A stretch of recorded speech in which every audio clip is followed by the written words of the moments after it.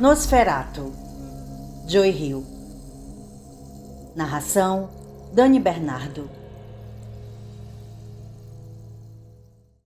Casa Sino, 1996. Haverhill. Vicky se abaixou, recolheu do chão um pedaço de xisto e o atirou na ponte.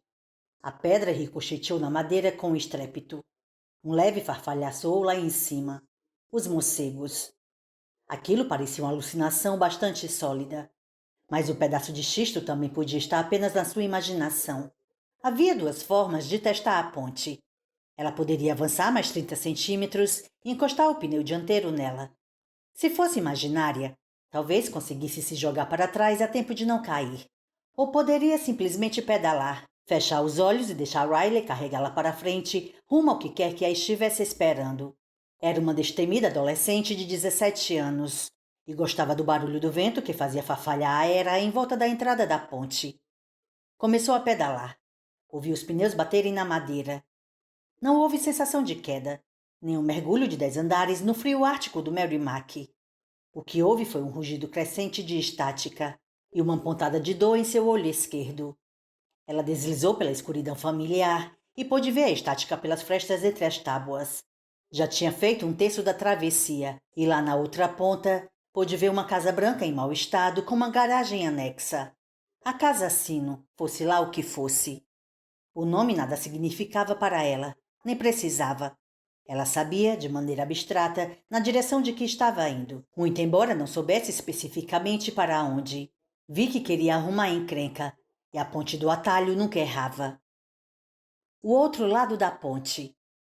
No meio do mato alto, insetos produziam um ruído de algo sendo cerrado. Em New Hampshire, a primavera desse ano estava arrastada, fria e lamacenta. Mas ali, onde quer que ali fosse, o ar era morno e uma brisa soprava. Na periferia de seu campo de visão, vi que divisou clarões de luz, centelhas em meio às árvores, mas nesses primeiros instantes não prestou atenção nisso. Desceu da ponte para um chão sólido de terra batida. Parou como uma freada e pôs o pé no chão. Virou a cabeça para olhar de novo a ponte. O atalho havia se aninhado entre as árvores de um dos lados da casa, estendendo-se para além dos troncos. Ela viu Haverhill do outro lado, verde e sombreado sob a última luz da tarde. A casa branca em estilo Cape Cod erguia-se sozinha no final de uma comprida estradinha de terra. O mato no quintal chegava à cintura, e vindo das árvores, o sumagre invadira o terreno e crescia em arbustos da altura da própria Vicky. As venezianas estavam fechadas por trás das janelas e das telas enferrujadas e deformadas. Embora não houvesse carro em frente à casa nem qualquer outro indício de alguém ali, na mesma hora Vicky sentiu medo daquele lugar e não acreditou que estivesse vazio. Era um lugar ruim, e seu primeiro pensamento foi que, quando a polícia o revistasse, encontraria cadáveres enterrados no quintal dos fundos. Ao entrar na ponte, sentira que estava voando, sem nenhum esforço, como se fosse um gavião impulsionado pelo vento. Sentira-se deslizando, imune a qualquer mal.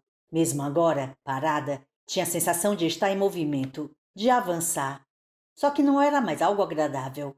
Agora parecia que ela estava sendo empurrada em direção a alguma coisa que não queria ver, que não queria saber. De algum lugar veio o som débil de uma televisão ou rádio.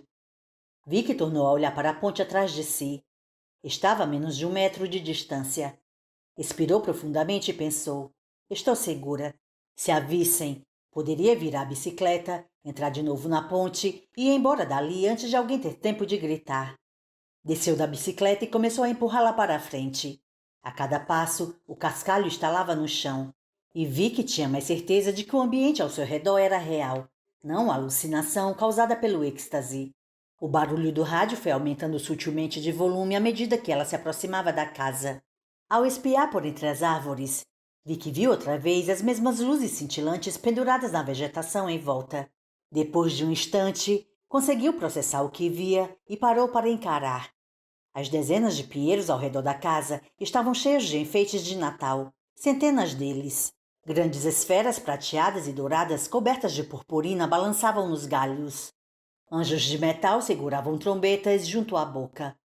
Gordos papais noéis tinham os dedos roliços sobre os lábios, instando Vicky a avançar em silêncio.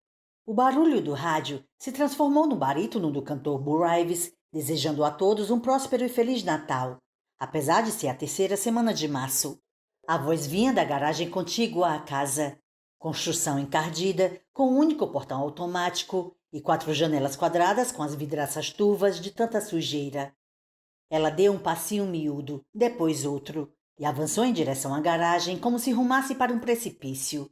No terceiro passo, virou a cabeça para se certificar de que a ponte continuava ali e de que poderia entrar nela depressa caso precisasse. Podia. Mais 2 passos, e ela chegou perto o suficiente para olhar por uma das janelas sujas. Encostou a Riley na parede ao lado do grande portão. Pressionou o rosto no vidro. A garagem abrigava um carro preto velho com uma janela traseira bem pequena. Era um Rolls Royce, daquele tipo do qual Winston Churchill vivia saltando em fotos e filmes antigos. Ela pôde ver a placa. NOS 482. É isso. Isso é tudo de que você precisava. Com isso a polícia pode encontrá-lo, pensou. Você tem que sair daqui agora. Tem que sair daqui correndo. No entanto, quando estava prestes a se afastar da garagem, viu um movimento pela janela traseira do automóvel. Alguém sentado no banco de trás se mexeu um pouco, contorcendo-se para achar uma posição mais confortável. Através do vidro embaçado, vi que distinguiu vagamente o contorno de uma pequena cabeça. Uma criança. Havia uma criança dentro do carro, um menino. Pelo menos tinha um corte de cabelo de menino. O coração de Vicky já batia tão depressa que seus ombros tremiam. Ele estava com a criança no carro, e se Vicky voltasse pelo atalho, a polícia talvez até pegasse o dono daquele carro velho, mas não encontraria o menino com ele, porque a essa altura o garoto já estaria enterrado debaixo de um palmo e meio de terra em algum lugar. Vicky não entendeu porque a criança não gritava, não saltava do carro e saía correndo. Talvez estivesse drogada ou amarrada, não dava para saber. Fosse qual fosse o motivo, só iria sair se ela entrasse lá e o tirasse. Vicky se afastou da janela e deu mais uma olhada por cima do ombro. A ponte a aguardava entre as árvores. De repente, pareceu-lhe muito distante. Como havia ficado tão distante? Deixou a Riley ali e deu a volta por uma das laterais da garagem. Imaginou que a porta estivesse trancada, mas ela se abriu. Vozes trêmulas e muito estridentes escaparam lá de dentro. Alvin e os esquilos entoando sua canção natalina infernal. Pensar em entrar lá fez seu coração palpitar. Hesitante, ela pousou um pé na soleira, como se pisasse em um lago ainda não totalmente congelado. O carro negro e lustroso preenchia quase todo o espaço disponível na garagem, que de resto estava abarrotada com tralhas, latas de tinta, ancinhos, escadas, caixas. O Rolls tinha um compartimento traseiro espaçoso e o banco de trás era forrado de pelica cor de pele. Sobre ele dormia um menino, usando um casaco de couro cru com botões de osso e calça jeans. Tinha cabelos pretos e um rosto rechonchudo, com um saudável rubor nas bochechas. Parecia estar tendo lindos sonhos. Quem sabe visões de frutas cristalizadas. Não estava amarrado de forma alguma nem parecia infeliz. E vi que teve um pensamento que não fez sentido. Ele está bem. Você deveria ir embora. Ele deve estar aqui com o pai. Pegou no sono e o pai o deixou no carro descansando. Você deveria simplesmente ir embora. O pensamento a fez recuar, como se fosse uma mosca varejeira. Ele não deveria estar na sua cabeça. E vi que não sabia como tinha entrado ali. O atalho a levara até lá para encontrar o espectro, um homem malvado que machucava os outros. Ela saíra atrás de encrenca, e a ponte nunca lhe indicava o caminho errado. Nos últimos minutos, coisas que ela vinha reprimindo há anos tinham começado a voltar. Maggie era real, não um sonho. Vi que realmente saíra de bicicleta e fora buscar a pulseira da mãe no Terry Sanduíches. Isso não tinha sido imaginado, e sim realizado. Ela bateu no vidro. O menino não se mexeu. Era mais novo do que ela, uns 12 anos por aí. Seu lábio superior exibia uma tênue penugem escura.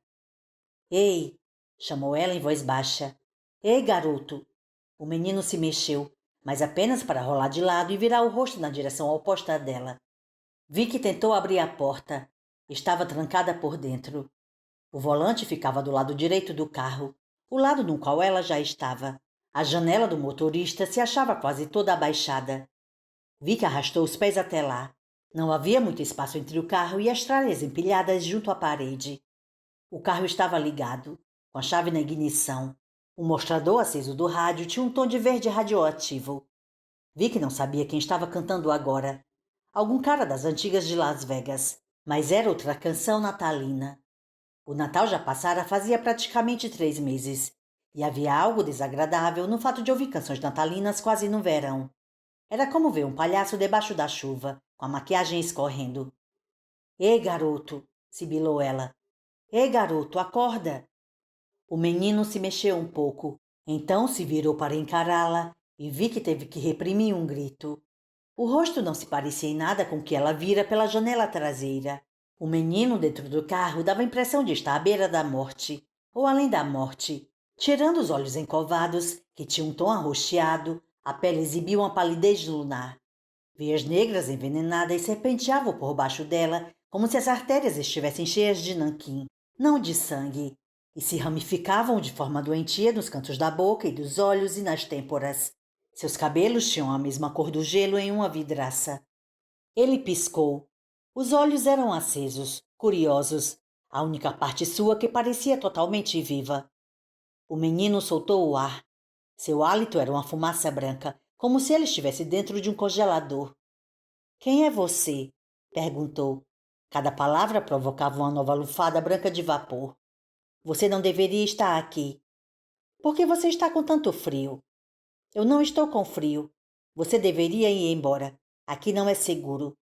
A respiração dele fumegava. Pelo amor de Deus, garoto, vou tirar você daqui. Vem comigo. Não consigo destrancar minha porta. Então pula para o banco da frente. Não consigo, repetiu ele, como se estivesse sedado. Ocorreu a Vicky que ele devia estar drogado. Haveria alguma droga capaz de baixar a temperatura corporal a ponto de fazer a respiração sair daquele jeito? Ela achava que não. Não consigo sair do banco de trás. Você não deveria mesmo estar aqui. Ele vai voltar daqui a pouco. Um ar branco e congelado se derramava de suas narinas. Apesar de escutá-lo bastante bem, vi que não entendeu grande coisa, com exceção da última parte. Ele vai voltar daqui a pouco fazia total sentido. É claro que ele iria voltar, quem quer que o espectro fosse. Não teria deixado o carro ligado se não fosse voltar logo, e quando chegasse, ela precisava ter ido embora. Ela e o menino. Sua maior vontade era correr para a porta e dizer ao garoto que voltaria com a polícia. Mas ela não podia ir embora. Se fizesse isso, não estaria deixando para trás apenas uma criança raptada. Estaria abandonando também a melhor parte de si mesma. Esticou a mão pela janela, destrancou a porta da frente e abriu-a. Vem, me dá a mão. Esticou o braço por cima do encosto do banco do motorista. O menino encarou sua palma por alguns instantes com ar pensativo, como se tentasse ler seu futuro, como se ela lhe houvesse oferecido um chocolate e ele não soubesse ao certo se queria. Não era uma reação comum para uma criança sequestrada, mas ainda assim vi que não recolheu a mão a tempo. O garoto a agarrou pelo pulso e seu toque a fez gritar. A mão queimou sua pele e foi tão doloroso quanto encostar o pulso em uma frigideira. Vi que levou um segundo para registrar o fato de que a sensação não era de calor, mas de frio. A buzina disparou com grande alarde. No espaço confinado da garagem, o barulho foi quase insuportável. Vi que não entendeu por que aquilo acontecera. Não tinha nem encostado no volante. Me solta! Você está me machucando. Eu sei, falou o menino sorrindo. Então, ela viu que sua boca estava cheia de pequenos anzóis, todos pequeninos e delicados como uma agulha de costura, seguindo em fileiras que desciam por toda a sua garganta. A buzina tornou a tocar. O menino ergueu a voz e gritou. Senhor Manx! Gritou o garoto. Senhor Manx! Eu peguei uma menina! Senhor Manx, venha ver! Vicky apoiou um dos pés no banco do motorista e se jogou para trás, dando um forte impulso com a perna. O menino foi puxado para a frente. Ela não achou que ele fosse se soltar. Aquela mão parecia estar soldada a seu pulso. Parecia haver uma crosta de gelo unindo-os.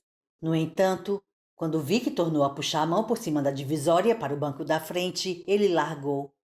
Ela caiu por cima do volante e a buzina tornou a soar. Dessa vez foi culpa sua. O garoto agora dava pulinhos no banco de trás, todo animado. Senhor Max! Senhor Max! Venha ver a menina bonita! O vapor emanava de suas narinas e boca. Vicky caiu sobre o chão de concreto. Seu ombro bateu em uma bagunça de ancinhos e pás de neve empilhados, e as ferramentas tombaram por cima dela, fazendo muito barulho. A buzina soava sem parar em uma série de apitos ensurdecedores. Vicky tirou as ferramentas de jardim de cima de si. Quando conseguiu ficar de joelhos outra vez, olhou para o pulso. Estava medonho, com uma queimadura preta no formato aproximado da mão de uma criança. Ela bateu a porta do motorista e deu uma última olhada na direção do menino no banco de trás, que exibia uma expressão ansiosa e radiante de animação. Ele lambeu os lábios com a língua preta. — Senhor Max, ela está fugindo! Sua respiração congelou no vidro da janela. — Venha ver! Venha ver! Vicky se levantou e deu um passo desengonçado em direção à porta lateral que se abria para o quintal. O motor que acionava o portão da garagem roncou ao ganhar vida, e a corrente no teto começou a puxá-la para cima com um clangor engasgado. Vicky estacou e começou a recuar o mais depressa que conseguiu.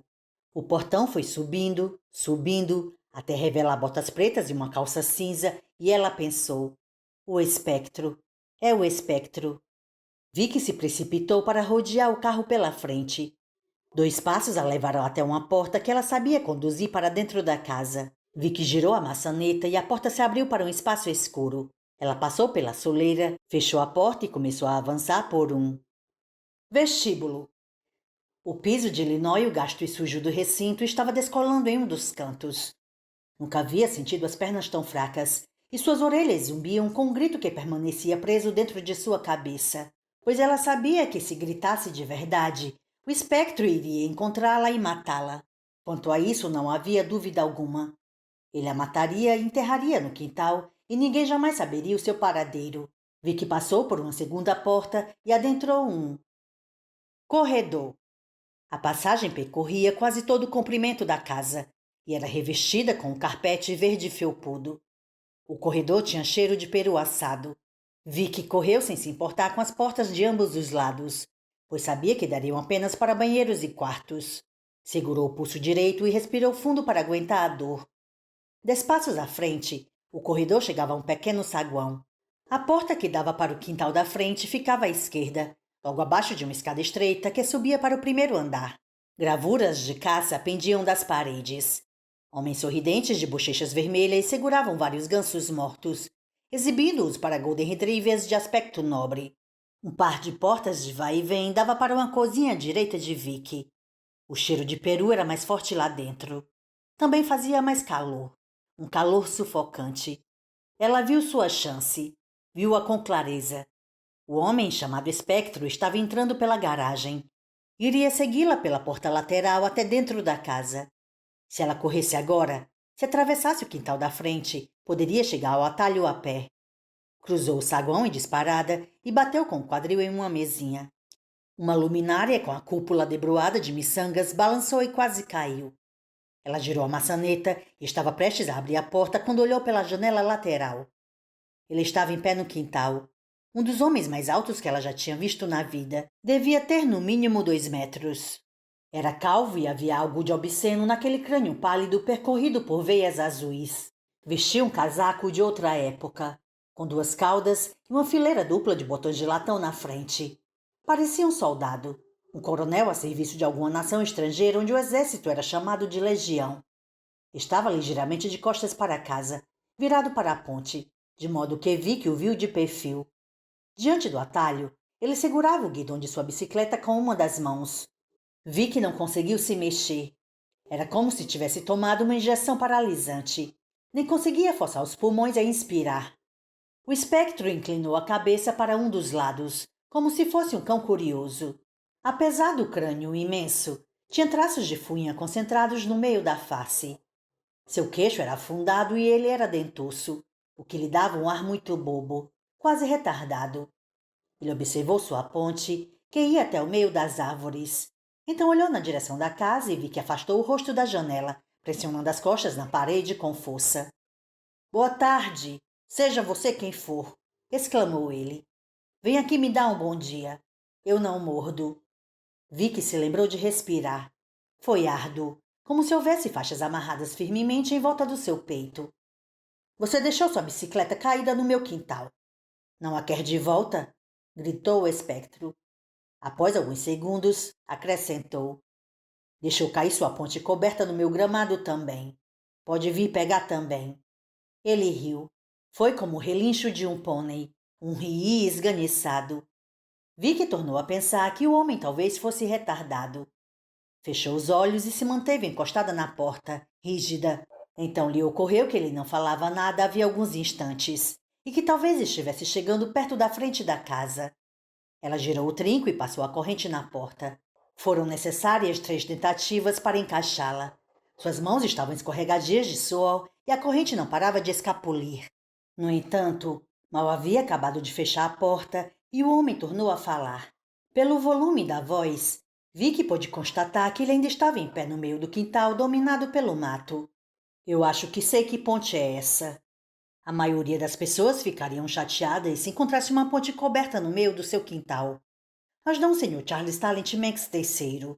O Sr. Charlie Manx é um homem que sabe uma coisinha ou duas sobre pontes e estradas que surgem onde não deveriam estar. Eu próprio já dirigi em algumas estradas que estavam no lugar errado. Faz tempo que venho dirigindo. Se você soubesse há quanto tempo, aposto que ficaria surpresa. Conheço uma estrada a qual só posso chegar com o meu espectro. Não fica em nenhum mapa, mas está lá sempre que eu preciso dela. Sempre que tem um passageiro pronto para ir à terra do Natal. Onde vai dar a sua ponte? Você deveria vir até aqui. Nós com certeza temos muita coisa em comum. Aposto que ficaríamos amigos bem depressa. Vicky então se decidiu. Cada segundo que passava ali ouvindo aquele homem era um segundo a menos que tinha para se salvar. Atravessou correndo o saguão e empurrou as portas de vai e vem para entrar na cozinha. O cômodo pequeno e encardido continha uma mesa com tampo de fórmica amarela e um feio telefone preto preso à parede, debaixo de um desenho de criança descorado pelo sol. Serpentinas empoeiradas com estampa de bolinhas pendiam do teto e pairavam totalmente imóveis, como se alguém tivesse dado uma festa de aniversário ali anos antes e não as houvesse tirado. Vicky abriu uma porta de metal à sua direita. Era uma despensa com uma lavadora de roupas, uma secadora, algumas prateleiras de produtos alimentícios e um armário de aço inox embutido na parede. Ao lado da porta, na cozinha, ficava uma geladeira grande cheia de curvas, parecendo uma banheira. Fazia calor lá dentro, o ar parado e rançoso. Uma bandeja de comida pronta esquentava no forno. Vicky pôde ver fatias de peru em uma das grades, purê de batatas em outra, e um papel alumínio cobrindo a sobremesa. Em cima da bancada havia 2 garrafas de refrigerante sabor laranja. A cozinha tinha uma porta que dava para o quintal. Bastaram 3 passos para ela chegar lá. O menino observava os fundos da casa.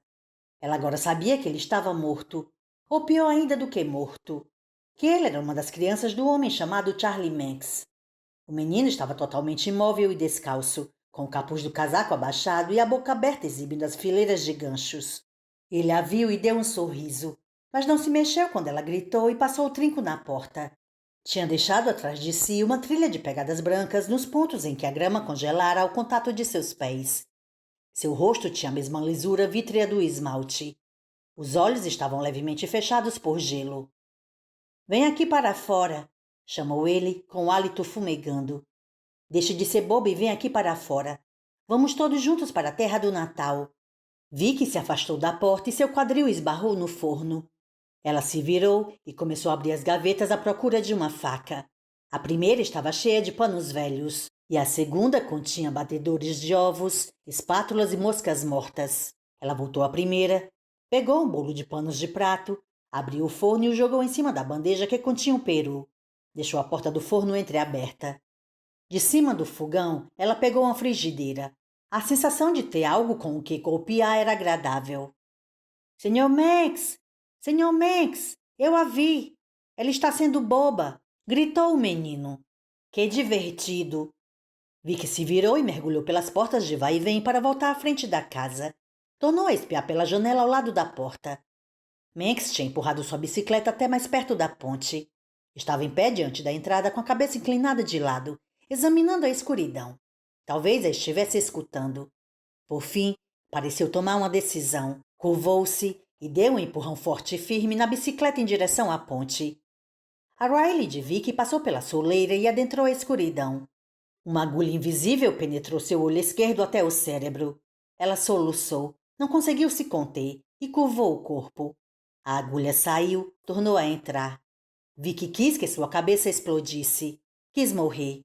Ouviu um estalo, poque, como se seus ouvidos estivessem reagindo a uma mudança na pressão atmosférica, e a casa estremeceu. Parecia que um jato tinha passado com estrondo no céu, rompendo a barreira do som. O hall de entrada começou a exalar um cheiro de fumaça. Vicky levantou a cabeça e espiou pela janela. O atalho tinha sumido. Sabia que sumira no mesmo instante em que ela ouvira aquele poque penetrante. A ponte havia implodido, como um sol moribundo virando uma supernova. Charlie Manx caminhou em direção à casa, as abas de seu casaco esvoaçando. Não havia mais qualquer humor em seu rosto contraído e feio. Pelo contrário, ele parecia um homem burro decidido a cometer algum ato bárbaro. Vicky olhou para a escada, mas soube que se subisse por ela, não teria como descer. Restava apenas a cozinha. Quando ela passou pelas portas de vai e vem, o menino estava com o rosto colado ao vidro na parte superior da porta dos fundos. Ele sorriu, deixando à mostra a boca cheia de delicados anzóis, as delgadas fileiras de ossos curvos. Seu hálito espalhava pela vidraça plumas de condensação prateada. O telefone tocou. Vicky gritou como se alguém a tivesse agarrado e se virou para olhar. Seu rosto esbarrou nas serpentinas amareladas de bolinhas penduradas no teto. Só que não eram serpentinas. Eram tiras de papel pega-moscas com dezenas de cascas de moscas ressequidas e mortas. Vicky sentiu a bile subir do fundo da garganta. Tinha um gosto agridoce, como o frappé estragado do Terry Sanduíches. O telefone tornou a tocar. Ela agarrou o fone, mas antes de atender, seu olhar se fixou num desenho infantil pregado logo acima do aparelho. O papel estava seco, marrom e esfarelado de tão velho, e o durex tinha ficado amarelo. O desenho, feito com lápis de cera, mostrava uma floresta de árvores de Natal e um homem chamado Charlie Manx com um gorro de Papai Noel na cabeça, acompanhado por duas meninas, que sorriam exibindo bocas cheias de dentes afiados. As crianças do desenho eram muito parecidas com o troço num quintal que um dia tinha sido um menino. Vicky levou o fone ao ouvido. "Socorro!" gritou. "Alguém me ajude, por favor." "Qual é a sua localização, senhora?" respondeu alguém com uma voz infantil. "Eu não sei. Não sei. Estou perdida." "Já temos um carro no local. Está dentro da garagem. Vá sentar no banco de trás e nosso motorista irá levá-la à terra do Natal."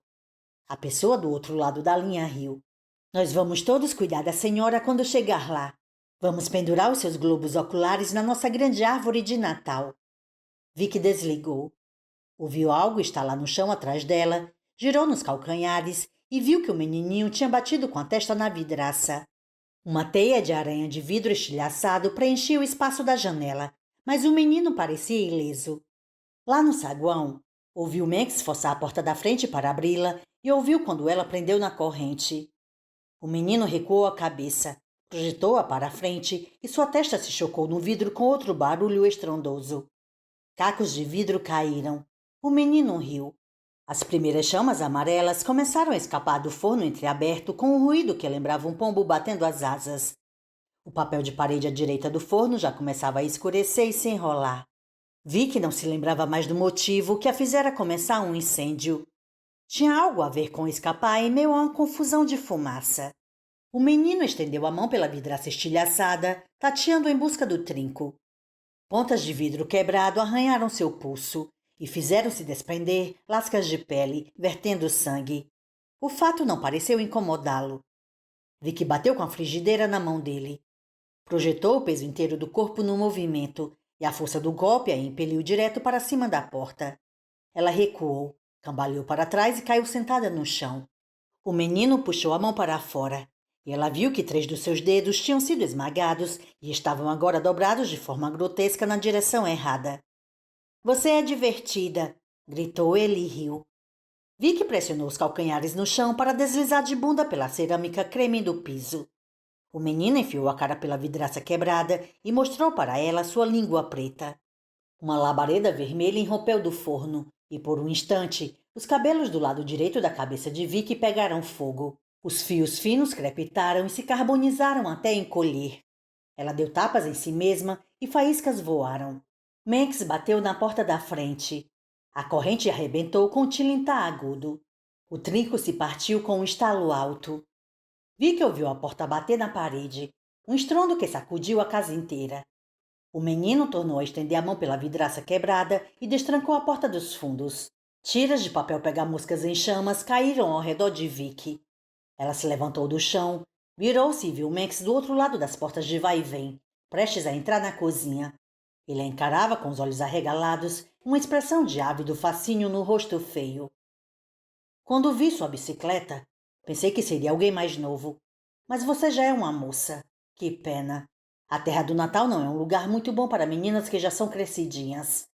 A porta atrás de Vicky se abriu e houve uma sensação de ar quente sendo sugado para fora da cozinha, como se o mundo exterior houvesse inspirado fundo. Um ciclone rubro de chamas emergiu rodopiando do forno aberto e 1000 centelhas quentes rodopiaram junto. Fumaça preta foi cuspida.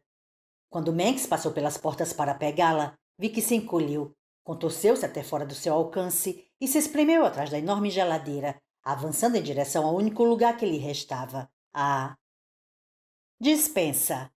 Segurou a maçaneta de metal, entrou e bateu a porta atrás de si. A porta era pesada e gemeu quando ela a arrastou pelo chão. Nunca em toda a sua vida vi que tinha movido uma porta pesada assim. Não havia tranca de nenhum tipo e a maçaneta era um U de ferro aparafusado à superfície de metal. Vi que a segurou e posicionou os calcanhares afastados um do outro, com os pés plantados no batente da porta. Instantes depois, Manx deu um puxão na porta. Vicky foi impelida para a frente, mas travou os joelhos e conseguiu manter a porta fechada. Manx soltou, então de repente deu um segundo puxão, tentando pegá-la desprevenida. Tinha no mínimo 30 quilos a mais do que ela e braços compridos de orangotango. Mas com os pés de Vicky bem cravados no batente, aqueles braços iriam sair das articulações antes de as pernas dela cederem. Manx parou de puxar. Vicky teve um instante para olhar em volta e viu um esfregão com cabo de metal azul comprido. Estava bem à sua direita, ao alcance do braço. Ela o enfiou por dentro da maçaneta, de modo que o cabo do objeto ficasse escorado no batente. Então soltou a maçaneta e deu um passo para trás. Suas pernas bambearam e ela quase caiu sentada no chão. Teve que se apoiar na máquina de lavar para continuar em pé. Manx tornou a puxar a porta e o cabo do esfregão chacoalhou contra o batente. Ele parou. Na vez seguinte em que puxou, foi com delicadeza, como se fizesse um teste. Vi que o ouviu tossir. Pensou ter escutado um sussurro infantil. Suas pernas tremiam. Tremiam tanto que ela sabia que se soltasse a máquina de lavar, cairia no chão. Você agora se meteu em uma enrascada, sua incendiariazinha, exclamou Manx do outro lado da porta. Sai daqui! É preciso ter muita coragem para invadir a casa de um homem e depois mandá-lo embora, retrucou ele, mas sua voz estava bem-humorada. Imagino que você esteja com medo de sair. Se tivesse algum juízo, teria mais medo ainda de ficar onde está. Sai daqui! Ela tornou a gritar. Eram as únicas palavras que lhe ocorriam. Manx voltou a tossir. A luz vermelha descontrolada do fogo cintilou por baixo da porta, interrompida por duas sombras que marcavam os pontos onde ele tinha posicionado os pés. Houve mais alguns instantes de sussurros. Menina, eu vou deixar esta casa pegar fogo sem pensar duas vezes. Tenho outros lugares aonde ir, e este esconderijo, de uma forma ou de outra, ficou queimado para mim. Saia daí. Saia ou vai morrer sufocada aí dentro, e ninguém nunca vai identificar seus restos carbonizados. Abra a porta, não vou machucar você. Vi que se encostou na máquina de lavar e agarrou a borda com as duas mãos. Suas pernas tremiam furiosamente, de forma quase cômica. Que pena, continuou ele. Eu teria gostado de conhecer uma menina que tem o próprio veículo, que consegue percorrer as estradas do pensamento. Pessoas do nosso tipo são muito raras. Nós deveríamos aprender um com o outro. Bom, você vai aprender comigo agora, embora eu ache que não vai gostar muito da lição. Eu até ficaria aqui conversando, mas está ficando meio quente aqui dentro. Para falar a verdade, sou um homem que prefere climas mais frios. Gosto tanto do inverno que sou praticamente um dos doentes do Papai Noel. Ele tornou a dar aquela risada vulgar parecida com um relincho. Ri! Alguma coisa foi derrubada na cozinha, caindo com um estrondo tão grande que Vicky gritou e quase pulou em cima da máquina de lavar. O impacto sacudiu a casa inteira e fez uma vibração horrorosa percorrer a cerâmica sob seus pés. Por alguns instantes, ela pensou que o piso corresse o risco de desmoronar. Pelo barulho, pelo peso, pela força do impacto, entendeu o que Max tinha feito. Agarrar a enorme geladeira e a derrubar em frente à porta. Vicky passou muito tempo encostada na máquina de lavar, esperando as pernas pararem de tremer. No início, não acreditou que Max tivesse realmente ido embora. Sentia que ele estava esperando ela se jogar em cima da porta, esmurrá-la e implorar para sair dali. Podia ouvir o incêndio. Escutou coisas estalarem e crepitarem com o calor. O papel de parede queimava com um chiado seco, como se alguém lançasse punhados de agulhas de pinheiro dentro de uma fogueira. Levou a orelha à porta de ferro para ouvir melhor o outro cômodo. Assim que encostou a pele no metal, porém, afastou a cabeça de supetão e deu um grito. A porta estava quente como uma frigideira deixada sobre o fogo alto. Uma fumaça marrom e suja começou a vazar pelo canto esquerdo da porta. Vicky retirou o esfregão de aço com um puxão e o jogou para o lado. Segurou a maçaneta com a intenção de empurrar para ver até onde conseguiria mover o peso do outro lado, mas logo a soltou e deu um pulo para trás. Naturalmente, a maçaneta curva de metal estava tão quente quanto o resto da porta. Vicky sacudiu a mão no ar para aliviar a queimação nas pontas dos dedos. A primeira lufada de fumaça que solveu fedia a plástico derretido. O cheiro era tão imundo que ela engasgou e curvou o corpo, tossindo com tanta força que pensou que fosse vomitar. Girou o corpo. Mal havia espaço dentro da despensa para fazer mais do que isso. Prateleiras. Arroz e macarrão em caixinha. Um balde. Um frasco de amônia e um de água sanitária. Um armário ou gaveta de inox afixado à parede. A lavadora e a secadora de roupas. Não havia janelas. Não havia uma segunda porta. Algo de vidro explodiu na cozinha. Vicky teve consciência de uma condensação crescente no ar, como se estivesse dentro de uma sauna. Olhou para cima e viu que o teto de gesso branco estava escurecendo logo acima do batente da porta. Abriu a secadora e encontrou um velho lençol branco daqueles com elástico nos cantos. Puxou-o para fora. Pôs o lençol por cima da cabeça e dos ombros, enrolou um pedaço do tecido em uma das mãos e tentou empurrar a porta. Mesmo com o lençol, mal conseguia segurar a maçaneta de metal e só conseguiu encostar o ombro na porta por pouco tempo. Ainda assim, projetou o corpo com força por 2 vezes. A porta estremeceu e cedeu o que lhe pareceu meio centímetro, o suficiente para deixar entrar uma lufada de fumaça marrom fétida. Havia fumaça demais do outro lado para lhe permitir ver qualquer parte da cozinha ou mesmo distinguir as chamas. Vicky recuou e se jogou em cima da porta pela 3ª vez. Chocou-se com tanta força que chegou a ricochetear. Seus tornozelos se enrolaram no lençol e ela caiu esparramada no chão.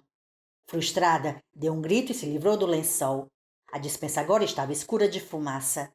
Ergueu os braços, apoiou-se na máquina de lavar com uma das mãos e na maçaneta do armário de inox com a outra. Quando se levantou, porém, a porta do armário se abriu, fazendo as dobradiças gemerem, e Vicky tornou a cair no chão, sem força nos joelhos. Resolveu descansar antes de tentar outra vez. Ao fechar os olhos, sentiu a mãe encostar a mão fresca em sua testa febril. Levantou-se meio desequilibrada. Soltou a maçaneta do armário de metal, que se fechou graças ao mecanismo de mola. O ar envenenado fez arder seus olhos. Ela tornou a abrir o armário. Lá dentro havia uma calha de roupa suja, um duto de metal escuro e estreito. Vicky enfiou a cabeça pela abertura e olhou para cima. Distinguiu debilmente outra portinhola 3 ou 4 metros acima. Ele está esperando lá em cima. Mas pouco importava. Ficar ali na despensa não era uma alternativa. Sentou na porta de aço aberta, presa à parede por 2 molas fortes. Espremeu a parte superior do corpo pela abertura, recolheu as pernas e deslizou para dentro da calha de roupa suja. Aos 17 anos, Vicky era só 18 quilos mais pesada e 7,5 centímetros mais alta do que aos 12. Uma adolescente magrela com as pernas bem compridas. Mesmo assim, era apertado dentro da calha. Ela se encaixou lá dentro com as costas contra a parede, os joelhos junto ao rosto e os pés pressionando a parede oposta do duto. Começou a escalar a calha, impelindo-se com a base dos dedos dos pés uns 15 centímetros de cada vez. A fumaça preta esvoaçava à sua volta e fazia arder seus olhos. Suas panturrilhas começaram a tremer e queimar. Vicky deslizou as costas mais 15 centímetros e caminhou calha acima de um jeito corcunda, curvado e grotesco. Os músculos na base de suas costas latejavam. Estava a meio caminho do primeiro andar quando o pé esquerdo escorregou e escapuliu debaixo dela, e o traseiro despencou. Vicky sentiu um rasgão na coxa direita e deu um grito. Por um instante, conseguiu se manter no lugar, encolhida com o joelho direito junto ao rosto e a perna esquerda esticada e pendurada. Mas o peso e a dor eram demais para sua perna direita. Ela deixou o pé direito se soltar e tornou a cair até lá embaixo. Foi uma queda dolorida e desgraciosa. Vicky desabou na base de alumínio da calha e bateu com o joelho direito no próprio rosto. Seu outro pé abriu o alçapão de aço inox e ficou esticado para dentro da despensa. Por um instante, Vicky chegou perigosamente perto do pânico. Caiu em prantos, ficou em pé na calha e, em vez de tentar subir de novo, começou a pular, sem ligar para o fato de a abertura superior estar fora do alcance e de não haver nada para segurar num duto de metal liso. Ela gritou por socorro. O duto enfumaçado embaçou sua visão, e no meio do grito irromperam tosses ásperas, secas e doídas. Seguiu tossindo. Pensou que nunca mais fosse parar. Tossiu com tanta força que quase vomitou, e no final cuspiu um longo filete de saliva que tinha gosto de bile. Não era a fumaça que a aterrorizava, nem a dor na parte de trás da coxa esquerda, cujo músculo com certeza fora estirado. Era sua absoluta e desesperada solidão. O que sua mãe tinha gritado para seu pai mesmo? Não é você que está criando ela, Chris. Eu que estou. E sozinha. Era horrível estar inteiramente sozinha dentro de um buraco. Vicky não se lembrava da última vez que havia abraçado sua mãe assustada, temperamental e infeliz, que lhe dera apoio e colocara a mão fresca em sua testa durante seus acessos de febre. Era horrível pensar na possibilidade de morrer ali, deixando as coisas como estavam. Ela recomeçou a subir a calha, com as costas apoiadas em uma das paredes e os pés na outra. Seus olhos lacrimejavam. A fumaça lá dentro agora estava densa, uma nuvem marrom que flutuava toda à sua volta. Havia algo muito errado na parte de trás de sua perna direita. Toda vez que Vicky fazia força para cima com os pés, tinha a sensação de que o músculo estava se rompendo. Piscando os olhos, tossindo e empurrando, Vicky foi se espremendo em um ritmo constante, calha de roupa suja acima. O metal em suas costas irradiava um calor desconfortável. Ela pensou que dali a pouco tempo sua pele estaria grudando nas paredes e a calha estaria quente o bastante para queimar. Só que aquilo não era mais uma calha. Era uma chaminé com uma lareira acesa lá embaixo. E vi que era o Papai Noel subindo em direção às renas. A letra de uma canção natalina idiota não lhe saía da cabeça. Um próspero e feliz Natal de merda, em uma repetição sem fim. Ela não queria morrer assada pensando em uma canção de Natal. Quando chegou ao alto da calha, foi difícil ver algo em meio a toda a fumaça. Vi que prendeu a respiração, ainda vertendo lágrimas. O músculo de sua coxa direita tremia de maneira incontrolável. Ela viu um U invertido de luz débil em algum lugar logo acima de seus pés. Era o alçapão da calha que se abria no primeiro andar. Seus pulmões ardiam. Sem conseguir se conter, vi que arquejou, encheu o peito de fumaça e começou a tossir. Pôde sentir os tecidos moles atrás das costelas se romperem e rasgarem. Sem aviso, sua perna direita cedeu. Ela se esticou toda ao cair, empurrando os 2 braços contra o alçapão fechado. Ao fazê-lo, pensou: não vai abrir. Ele deve ter derrubado alguma coisa na frente e o alçapão não vai abrir. Empurrou o alçapão, que se abriu para um ar deliciosamente fresco. Vi que continuou se segurando e conseguiu apoiar as axilas nos cantos da abertura, batendo com os joelhos na parede de metal da calha. Com o alçapão aberto, a calha sugou o ar do térreo e ela sentiu uma brisa quente e fétida se erguer à sua volta. A fumaça foi cuspida ao redor de sua cabeça. Vi que não conseguia parar de piscar e tossia tanto que seu corpo inteiro tremia. Sentiu gosto de sangue nos lábios e pensou se estaria botando para fora alguma coisa importante. Durante vários segundos, ficou pendurada onde estava, fraca demais para sair da calha. Então começou a chutar, tentando fixar os pés na parede, mas eles resvalaram e bateram no metal. Ela não conseguiu muito impulso, mas não precisava de grande coisa. Sua cabeça e seus braços já tinham passado pelo alçapão e ela apenas se inclinou para a frente. Deixou-se cair sobre o carpete felpudo de um corredor no primeiro andar, onde o ar estava agradável. Ficou ali deitada, arquejando. Estar viva era uma bênção, ainda que dolorosa. Teve de se apoiar na parede para levantar. Imaginava que a casa inteira fosse estar tomada por fumaça e fogo, mas não. O corredor do andar de cima estava enevoado, mas não tanto quanto dentro da calha. Vicky viu luz do sol à direita e atravessou mancando o carpete dos anos 1970 até o patamar no alto da escada. Desceu os degraus cambaleando, em uma queda controlada através da fumaça. A porta da frente estava entreaberta. A corrente pendia do batente presa à placa de encaixe e a uma comprida farpa de madeira arrancada. O ar que entrava pela porta era fresco, mas Vicky não se lançou para fora, mesmo que tivesse vontade. Não conseguia ver o interior da cozinha. Tudo o que havia lá era fumaça e luz bruxuleante. Outra porta aberta dava para uma sala de estar, cujo papel de parede queimava e deixava exposto o gesso mais embaixo. O tapete fumegava. Um vaso continha um buquê de labaredas. Filetes de fogo alaranjado subiam pelas cortinas baratas de nylon branco. Ela pensou que toda a parte dos fundos da casa estivesse em chamas, mas ali na frente, no saguão, o corredor estava apenas cheio de fumaça. Vicky olhou pela janela ao lado da porta. O acesso de carros que conduzia até a casa era uma estrada de terra batida comprida e estreita que se perdia entre as árvores. Não viu nenhum carro, mas daquele ângulo não dava para avistar a garagem. Talvez ele estivesse sentado lá dentro, esperando que ela saísse. Talvez estivesse no final do acesso, aguardando que ela o subisse correndo. Atrás dela, algo emitiu um enorme rangido e caiu com grande estrondo. A fumaça se ergueu à sua volta. Uma faísca quente atingiu seu braço, provocando uma ardência. Vicky entendeu que não adiantava mais hesitar. Não importava mais se ele a estava esperando ou não. Ela não tinha mais lugar nenhum para ir, exceto lá fora. O mato do quintal era tão alto que foi como correr pelo meio de um emaranhado de arame, pois a grama formava armadilhas que prendiam seus tornozelos.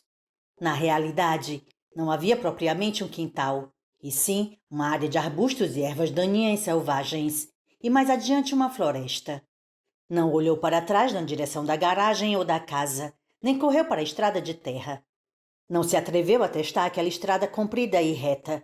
Teve medo de ele estar estacionado em algum ponto à espreita. Então, correu para as árvores. Só viu que havia um barranco quando já estava caindo por ele. Um desnível de 1 metro até o chão da floresta. Aterrissou pesadamente sobre os dedos dos pés e sentiu a parte de trás da coxa repuxar com uma força excruciante. Desabou sobre um grupo de arbustos secos. Debateu-se para se desvencilhar deles e caiu de costas no chão. Pinheiros assomavam acima dela, ondulando ao vento. Os enfeites pendurados tilintavam, reluziam e formavam arco-íris piscantes, dando-lhe a impressão de ter sofrido um leve traumatismo craniano. Quando conseguiu recuperar o fôlego, rolou de bruços, se ajoelhou e olhou para o outro lado do quintal. O portão da garagem estava aberto, mas o Rolls Royce tinha sumido. Ficou surpresa, quase decepcionada, com um pouco de fumaça que viu. Apenas um filete cinza e constante emanava dos fundos da casa. Fumaça também saía pela boca aberta da porta principal. No entanto, dali ela não conseguiu ouvir nada queimando nem avistar chama alguma. Pensava que a casa tivesse virado uma grande fogueira. Vicky se levantou e começou a avançar. Não conseguia correr, mas podia andar depressa mancando um pouco. Teve a sensação de que seus pulmões estavam assados e a cada 2 passos, sua coxa direita repuxava. Ela mal tinha consciência dos outros inúmeros machucados e dores, como a queimadura de frio no pulso direito, a dor constante de algo perfurando seu globo ocular esquerdo. Seguiu uma rota paralela ao acesso de carros, mantendo-o sempre 15 metros à direita, pronta para se esconder atrás de um arbusto ou tronco de árvore caso visse o Rolls Royce. Mas a estrada de terra conduzia direto para longe da casinha branca, sem qualquer sinal do carro velho, do homem chamado Charles Manx ou do menino morto que viajava com ele. Vicky acompanhou a estrada por tempo indeterminado. Havia perdido sua noção habitual do tempo e não fazia a menor ideia do quanto tinha durado aquela travessia da floresta. Cada segundo era o mais longo de sua vida, até chegar ao segundo seguinte. Mais tarde, teria a impressão de que sua fuga cambaleante pelas árvores demorara tanto quanto todo o resto de sua adolescência. Quando viu a rodovia, já tinha deixado a inocência para trás, fumegando, reduzida a cinzas, com o resto da casa-sino. O barranco que subia até a pista era mais alto do que aquele do qual Vicky despencara mais cedo, e ela teve que subi-lo de 4, agarrando punhados de grama para avançar. Chegando ao alto do declive, ouviu um zumbido entrecortado, o ronco e o rugido de uma moto se aproximando. O barulho vinha da sua direita, mas quando ela conseguiu se levantar, já tinha passado. Um cara grande, todo vestido de preto, em uma Harley. A rodovia seguia em linha reta pelo meio da floresta, sob uma confusão de nuvens de tempestade. À esquerda de Vicky havia muitos morros altos azulados e, pela primeira vez, isso lhe deu a sensação de estar em um lugar alto. Em Haverhill, Massachusetts, raramente pensava em altitude, mas agora entendia que não eram as nuvens que estavam baixas, e sim ela que estava numa elevação. Lançou-se pela pista de asfalto, perseguindo a Harley aos gritos e acenando com os braços. Ele não vai ouvir, pensou. Não havia como. Não com o estrondo ensurdecedor daquele motor. Mas o homem olhou para trás por cima do ombro e a roda dianteira de sua moto oscilou antes de ele a endireitar e desviar para entrar no acostamento. Estava sem capacete e era um cara gordo com o queixo duplo barbado e cabelos castanhos encaracolados na nuca, formando um generoso mullet. Vicky correu até ele, sentindo a cada passo a dor varar a parte traseira de sua perna direita. Quando chegou à moto, não hesitou nem se explicou. Apenas passou uma das pernas por cima do banco e segurou o homem pela cintura. Os olhos dele exibiam assombro e um pouco de medo. O homem estava usando luvas de couro com as pontas dos dedos cortadas e uma jaqueta de couro preta desbotada por cima de uma camiseta do cantor Weird Al. De perto, ela pôde ver que não era o adulto que de início pensara que fosse. Por baixo da barba tinha a pele lisinha e rosada, e suas emoções eram quase tão explícitas quanto as de uma criança. Talvez não fosse mais velho do que a própria Vicky. Cara! Exclamou ele. Está tudo bem com você? Sofreu algum acidente? Preciso chamar a polícia. Tem um homem. Ele tentou me matar.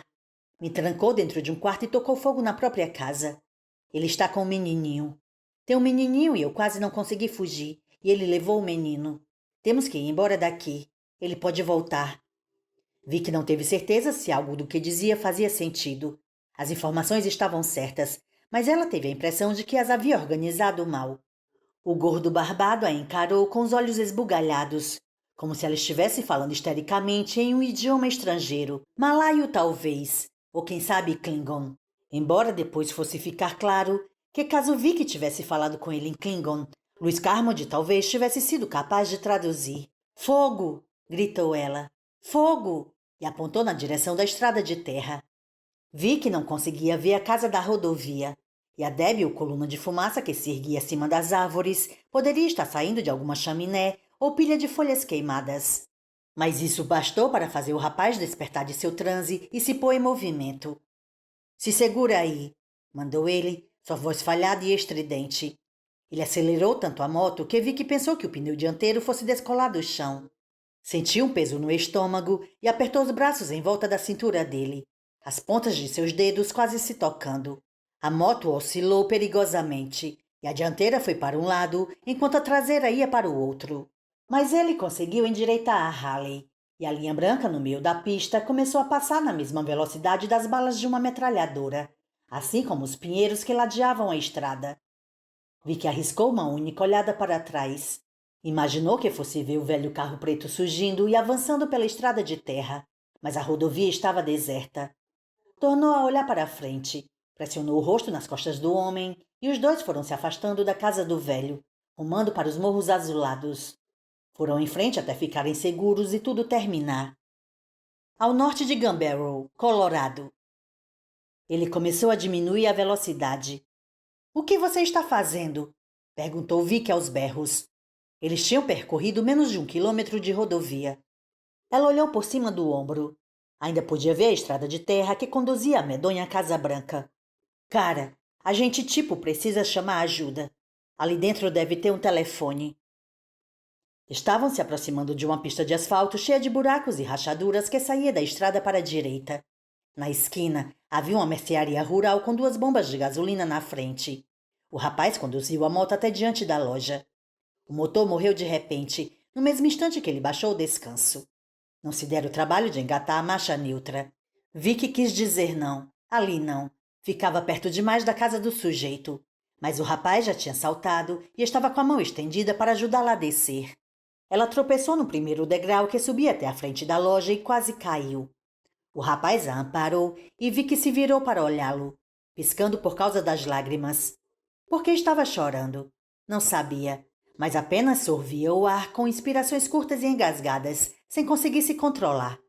Curiosamente, o rapaz de 20 anos, com um histórico de crimes idiotas, vandalismo, roubo a lojas, uso de cigarro antes da maioridade, também parecia à beira das lágrimas. Vi que só soube o nome dele bem depois. Ei, disse ele. Ei, eu não vou deixar nada de ruim acontecer. Está tudo bem agora. Eu vou proteger você. Agora já entendi a diferença entre ser criança e ser adulta. Quando alguém dizia que podia afastar as coisas ruins, uma criança acreditava.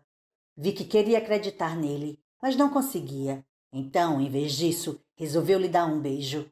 Não naquela hora, mas depois. Mais tarde iria lhe dar o melhor beijo do mundo. Ele era gorducho e tinha o cabelo feio, e ela desconfiava que nunca tinha sido beijado por uma garota bonita. Vi que jamais seria um modelo de catálogo de lingerie, mas era razoavelmente bonita. Pela maneira relutante como ele soltou sua cintura, soube que o rapaz também achava isso. Vamos entrar aí e despachar todo um batalhão de policiais para aquela casa, falou ele. Que tal? E carros de bombeiros, completou ela. Isso também.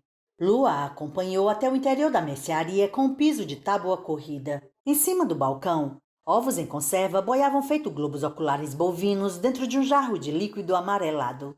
Uma pequena fila de clientes se estendia até a única caixa registradora da loja. O homem atrás do balcão tinha um cachimbo feito de espiga de milho pendurado no canto da boca. Com os olhos apertados e o queixo proeminente, parecia até o marinheiro Popeye. Um rapaz de uniforme militar, o primeiro da fila, segurava algumas cédulas. Ao seu lado estava a esposa com o bebê no colo. A garota devia ser no máximo 5 anos mais velha que Vicky e tinha os cabelos presos com elástico em um rabo de cavalo.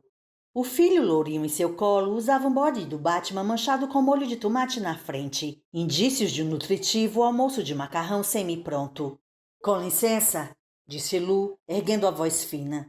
Ninguém olhou para ele. Você não tinha uma vaca leiteira, Sam? Perguntou o rapaz militar. Tinha, respondeu Popeye enquanto pressionava algumas teclas da caixa registradora. Mas você não vai querer ouvir outra história da minha ex-mulher. Os rapazes mais velhos reunidos em volta do balcão começaram a rir. A loura do bebê abriu um sorriso indulgente. Olhou em volta e notou Lu e Vicky. Ela franziu a testa preocupada. Pessoal, prestem atenção, gritou Lu, e dessa vez todos se viraram para encará-lo. A gente precisa usar o telefone. Oi, querida, falou a loura do bebê, falando diretamente com Vicky. Pelo jeito que ela falou, Vicky soube na hora que ela era garçonete e que chamava todo mundo de querida, meu bem, benzinho ou boneca. Você está bem? O que houve? Sofreu um acidente? Ela tem sorte de estar viva, comentou Lu. Um homem lá na estrada trancou-a dentro de uma casa. Tentou fazê-la morrer queimada. A casa continua pegando fogo. Ela acabou de sair de lá. O filho da puta ainda está com o menininho. Vicky sacudiu a cabeça. Não, aquilo não estava totalmente correto. O menininho não estava com ele contra a vontade. Já não era mais sequer um menininho. Era alguma outra coisa, tão fria que doía tocar. Mas ela não conseguiu pensar em como corrigi-lo. Então se manteve em silêncio. Enquanto Lu falava, a loura encarava Vicky com expressão sutilmente alterada. Ela a avaliava de forma tranquila e intensa, bem como sua mãe fazia ao inspecionar um machucado, que julgava segundo uma escala de gravidade para selecionar o tratamento adequado. Qual é o seu nome, meu bem? Indagou a loura. Vitória, respondeu Vicky. Foi algo inédito, pois nunca se referia a si mesma pelo nome inteiro. Está tudo bem agora, Vitória? garantiu a loura, e sua voz soou tão gentil que Vicky começou a soluçar. A loura assumiu discretamente o comando daquele recinto e de todas as pessoas ali presentes, tudo sem erguer a voz nem soltar a criança que trazia no colo. Mais tarde, sempre que Vicky pensava no que mais apreciava nas mulheres, pensava na esposa do soldado, em sua segurança e em sua discrição. Pensava na palavra maternal, um sinônimo de estar presente e se importar com o que acontece com outra pessoa. Desejou ter ela própria a mesma certeza, a mesma consciência firme que via na loura, e pensou que gostaria de ser uma mulher assim, de ser mãe, de ter a sensibilidade feminina firme e segura do que fazer em uma emergência. Sob alguns aspectos, o filho de Vicky, Bruce, foi concebido nesse instante, embora ela só fosse engravidada ali há 3 anos. Vicky sentou sobre caixas em um dos lados do balcão. Papai já estava ao telefone, pedindo calmamente a um atendente que o repassasse para a polícia. Ninguém estava reagindo de forma excessiva, pois seguiam o comportamento da loura. Você é daqui? Quis saber ela. Não, de Haverhill. Isso fica no Colorado? Perguntou o soldado, que se chamava Tom Priest. Ele estava tirando 2 semanas de folga e voltaria à Arábia Saudita via Fort Hood naquela mesma noite. Vicky fez que não com a cabeça. Não, em Massachusetts. Preciso ligar para minha mãe. Ela não me vê há dias. Desse momento em diante, Vicky nunca mais conseguiu encontrar o caminho de volta para nada que se assemelhasse à verdade. Fazia 2 dias que estava sumida de Massachusetts. Agora se achava no Colorado e tinha fugido de um homem que a trancara dentro de uma casa. Tentara fazê-la morrer queimada. Sem que ela afirmasse ter sido raptada, ficou claro para todo mundo que assim tinha sido.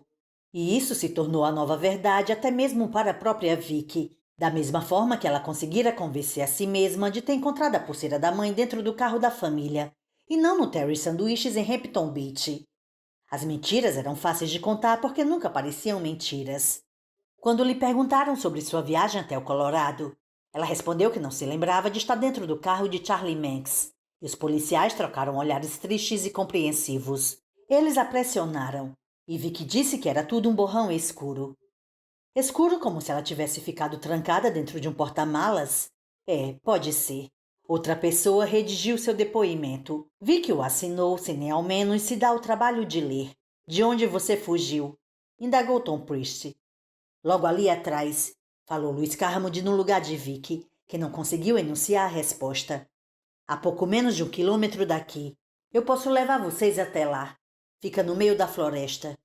Cara, se eles não chegarem logo lá com os carros de bombeiros, metade do morro vai pegar fogo. Lá é a casa do Papai Noel, comentou o Popeye, afastando a boca do fone. Papai Noel? Repetiu o soldado. Um homem de camisa xadrez vermelha e branca falou. Eu sei que casa é essa.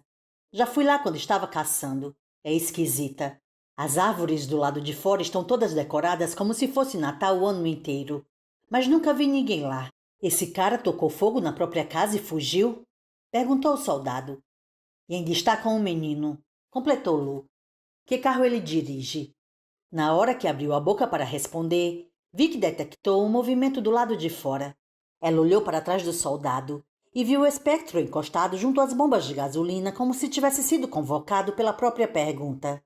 Mesmo de longe, e apesar da porta fechada, ela pôde ouvir a música natalina. Sam's Posto e Mercearia. Vic não conseguiu gritar, não conseguiu falar, mas também não precisou. Tom viu sua expressão, virou para onde ela estava olhando e virou a cabeça. O motorista saltou do banco da frente e deu a volta no carro para abastecer. Aquele cara? Indagou o soldado. O motorista do Rolls Royce? Vic aqueceu. Não estou vendo menino nenhum com ele, disse Lu, esticando o pescoço para olhar pela janela dianteira da loja. O comentário foi seguido por um instante de silêncio angustiado, enquanto todos na loja avaliavam o que isso poderia significar. Ele está armado? Perguntou Tom. Não sei, respondeu Vicky. Não vi arma nenhuma. O soldado se virou e começou a andar em direção à porta. Sua mulher lhe lançou um olhar penetrante. O que você acha que está fazendo? O que você acha? Tom Priest, deixa a polícia cuidar disso. Vou deixar, quando a polícia chegar. Mas ele pode ir embora antes disso. Eu vou com você, Tommy, falou o homem de camisa xadrez. De toda forma, Preciso mesmo ir com você. Sou o único aqui com um distintivo no bolso. Popeye baixou o fone, cobriu com uma das mãos e disse: Alan, no seu distintivo está escrito guarda florestal. E ele parece um daqueles brindes que vem nas caixas de cereal. Só que ele não veio em uma caixa de cereal, retrucou Alan Warner, ajeitando uma gravata invisível e arqueando as fartas sobrancelhas grisalhas com uma expressão de raiva fingida. Tive que comprá-lo em um estabelecimento dos mais respeitáveis. Arrumei uma pistola d'água e um tapa-olho de pirata de verdade nesse mesmo lugar. Se você insiste em sair, leve isto aqui, falou Popeye, pondo a mão debaixo do balcão. Posou uma grande pistola automática calibre 45 ao lado da caixa registradora e a empurrou com uma das mãos em direção ao guarda florestal. Alan franziu a testa e negou com a cabeça. Melhor não. Não sei quantos cervos eu já abati, mas não gostaria de apontar uma arma para homem nenhum. Tome. O soldado hesitou. Em seguida atravessou a loja e pegou a pistola. Virou-a para conferir a trava de segurança. Thomas, chamou a esposa dele, sacudindo o bebê nos braços. Você tem um filho de 1 ano e meio. O que vai fazer se o cara também sacar uma arma? Atirar nele. Que droga! Disse ela com a voz pouco mais alta do que um sussurro. Que droga! Tom sorriu, parecendo um menino de 10 anos prestes a soprar suas velhinhas de aniversário. Cade, eu preciso fazer isso. Estou no serviço ativo do Exército Americano e tenho autorização para aplicar a lei federal. Nós acabamos de saber que esse cara cruzou a divisa do estado com uma menor contra a vontade dela. Isso é rapto. Eu tenho a obrigação de deter esse cara e mantê-lo aqui até as autoridades civis chegarem. Fim de papo. Por que não esperamos simplesmente ele entrar aqui para pagar a gasolina? Sugeriu Popeye. Mas Tom e Alan já avançavam juntos em direção à porta. O guarda florestal olhou para trás. Não tem como saber se ele não vai embora sem pagar. Parem de se preocupar. Vai ser divertido. Desde o último ano da escola que eu não imobilizo alguém. Lou Carmody engoliu em seco. Vou ajudar vocês, disse e partiu atrás dos outros dois. Cade segurou o braço de Lou antes de ele poder dar 3 passos, provavelmente salvando sua vida. Você já fez o suficiente. Quero que fique aqui. Você talvez precise contar por telefone à polícia a sua versão da história, explicou ela com uma voz que não aceitava argumentação. Lou deu um suspiro meio trêmulo e seus ombros afrouxaram. Parecia aliviado. Parecia querer se deitar. Vi que achava que o entendia. Ser herói era mesmo exaustivo. Senhoras, disse Alan, acenando para Cade e Vicky ao passar. Tom conduziu outro homem porta fora e a fechou atrás de si, fazendo a sineta de latão tilintar. Vicky assistiu tudo pelas janelas da frente. Todos eles assistiram. Viu Priest e Warner avançarem pelo asfalto, o soldado na frente, com a pistola baixada junto à perna direita. O Rolls Royce estava do outro lado das bombas, e o motorista estava de costas para os dois. Não se virou quando eles se aproximaram, continuando a abastecer. Tom não esperou nem tentou se explicar. Encostou a mão no meio das costas de Manx e o empurrou em direção à lateral do carro, enfiando o cano da arma nas suas costas. Alan ficou parado a uma distância segura atrás de Tom, entre as 2 bombas de gasolina, e deixou o soldado lidar com a situação. Charlie Manx tentou se endireitar, mas Priest tornou a empurrá-lo, fazendo-o se chocar contra o espectro. O Rolls Royce, fabricado em Bristol em 1938, por uma empresa que pouco depois estaria projetando tanques para os fuzileiros navais britânicos, mal balançou. O rosto bronzeado de Tom era uma máscara rígida e pouco amistosa.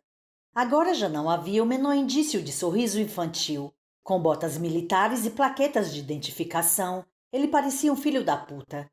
Deu uma ordem em voz baixa, e devagar, bem devagar, Manx levantou as mãos e as apoiou no teto do carro.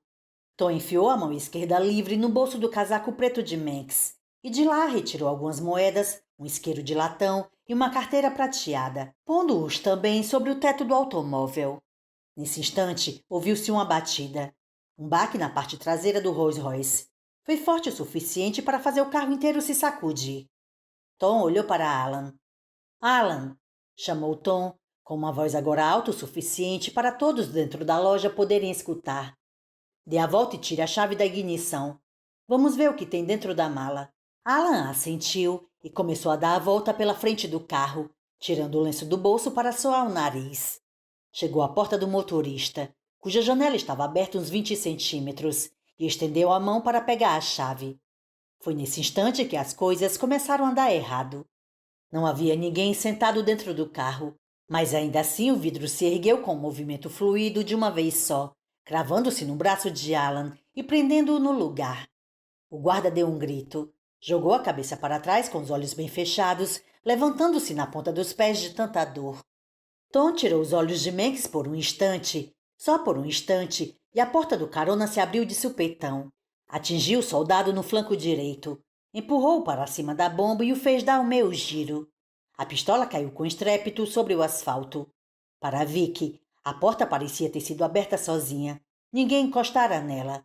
Ela pensou automaticamente em A Super Máquina, um seriado que não via há anos, e em como o reluzente Trans-Am de Michael Knight era capaz de andar sozinho, pensar por conta própria, ejetar as pessoas de quem não gostava e abrir a porta para aquelas de quem gostava.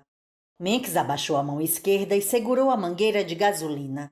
Bateu com o bico de metal na cabeça de Tom, acertando-o no osso do nariz, ao mesmo tempo que pressionava o gatilho, fazendo o combustível luzídio e transparente espirrar no rosto do soldado e na frente de seu uniforme.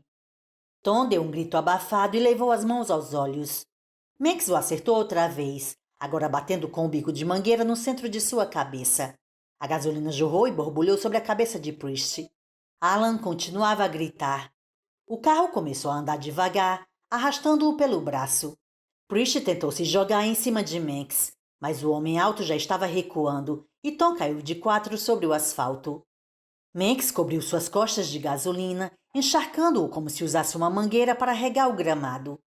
Os objetos em cima do carro escorregaram à medida que ele continuava a avançar vagarosamente. Manx estendeu a mão e pegou o isqueiro com tão pouco esforço quanto um jogador da primeira base interceptando uma lenta bola rebatida em uma partida de beisebol.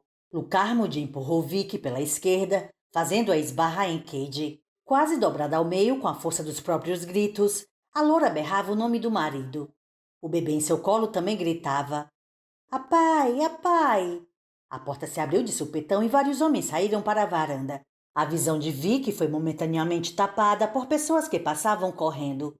Quando ela conseguiu ver o asfalto de novo, Manx tinha dado alguns passos para trás e acendido o isqueiro, jogando-o nas costas do soldado.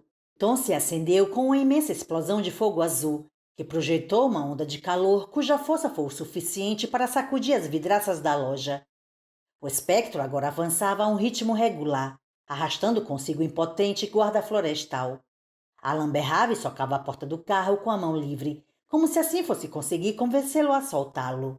Um pouco de gasolina havia molhado a lateral do automóvel, e o pneu traseiro do lado do carona era um arco de labaredas rodopiantes. Manx deu mais um passo para longe do soldado em chamas que se contorcia, e foi atingido por trás por um dos outros clientes, um velhote magro de suspensório. Os dois caíram juntos no chão. Lu pulou por cima de ambos ao mesmo tempo que tirava a jaqueta para bater nas chamas do corpo de Tom. A janela do motorista baixou de forma abrupta e soltou Alan, que desabou no asfalto com metade do corpo debaixo do carro. O Rolls Royce emitiu um baque ao passar por cima dele. Sam Cleary, o dono da loja parecido com Popeye, passou correndo por Vicky segurando um extintor. Lu gritava alguma coisa enquanto fuxicava Tom com a jaqueta. Era como se estivesse combatendo as labaredas de uma pilha de jornais em chamas. Grandes flocos de cinza preta flutuavam pelo ar. Só mais tarde Vicky entendeu que se tratava de pele carbonizada. O bebê no colo de Cade espalmou a mão gordinha na janela da loja. Quente! Apai, quente! De repente, Cade pareceu se dar conta de que o filho estava assistindo aquilo tudo. Girou nos calcanhares e o carregou até o outro lado da loja, para longe da janela, sem parar de soluçar. O Rolls Royce avançou mais 6 metros antes de o para-choque bater em um poste. Labaredas lambiam toda a traseira, e se houvesse alguma criança dentro do porta-malas, ela já estaria sufocada ou teria morrido queimada. Só que não era o caso. Ali havia apenas a bolsa de uma mulher chamada Cynthia Macaulay, desaparecida 3 dias antes no aeroporto JFK com o filho Brad, mas nenhum deles jamais tornou a ser visto. Sam chegou aos 2 velhos engalfinhados no chão e, usando as 2 mãos, desferiu o extintor no rosto de Manx. Logo depois, usou-o para tentar apagar o fogo em Tom, mas a essa altura ele já estava bem morto, para não dizer bem passado.